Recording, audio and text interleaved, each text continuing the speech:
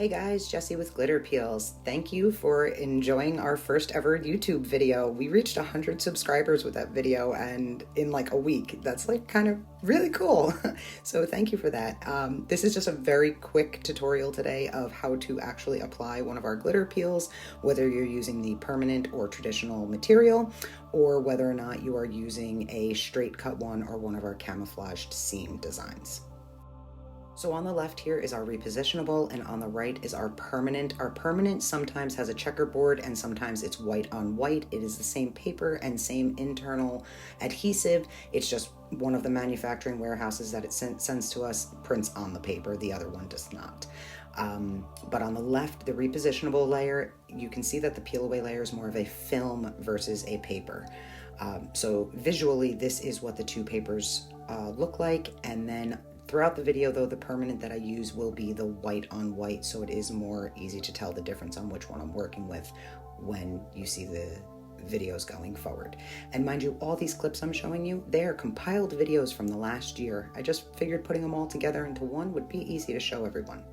So here's the difference between our designs, where I was saying a rectangle versus a camouflaged seam.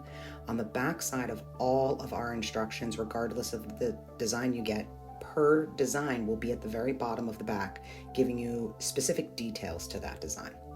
So for instance, on this one being a camouflage seam, you cut the top and bottom straight, but the right and left need a cutout.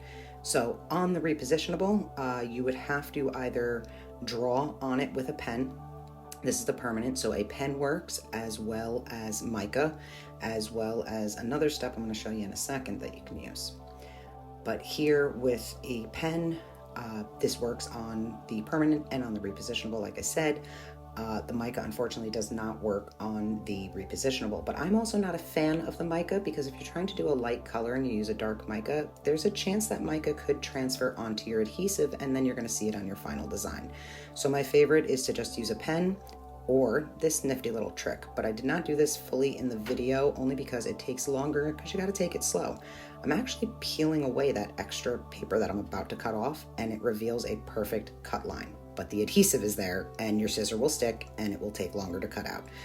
And we do give an 1/8 inch gap, so if this cut here is not perfect, that is okay. It does not need to be exactly perfect, because when you wrap it around, there is actually a pull away tab on the other side that the one side will lay on top of, and you'll see in a second what I'm talking about if I just confused you, and I'm very sorry if I did. But as soon as you get your whole design cut out, when you wrap it around the tumbler, one side is designed to softly overlap. In your finished piece, once it's been epoxied or crystallized, whatever top coat of choice, you won't see it. So when applying our permanent material, we suggest the press and roll method. It's like applying vinyl. So you want as little air bubbles as possible, but with the camouflage seams, one side should go down first, and you're going to see why here.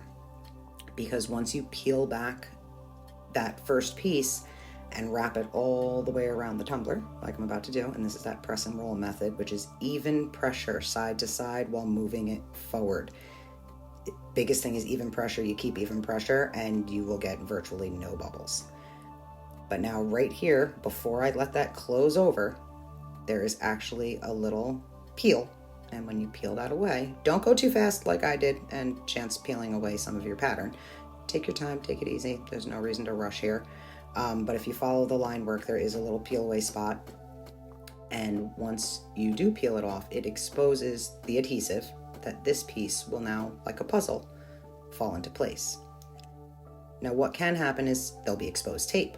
What we suggest to do, and I'm going to show you here on another cup because it's more visual, is with that exposed tape, always put your background color on, regardless of the color, even if it's white, because you want something sticking to that adhesive before any other color goes on, so your other colors don't stick to it. You can do it around the top and bottom edges as well. Now this is our repositionable, and as you can see, it does just what I said, repositions. So I drew a straight line. I'm also using a straight cut one here. I just use a ruler, get a straight line on my tumbler, use that as the guide to line up my pre-cut. And then with a squeegee, the repositionable air bubbles are virtually non-existent.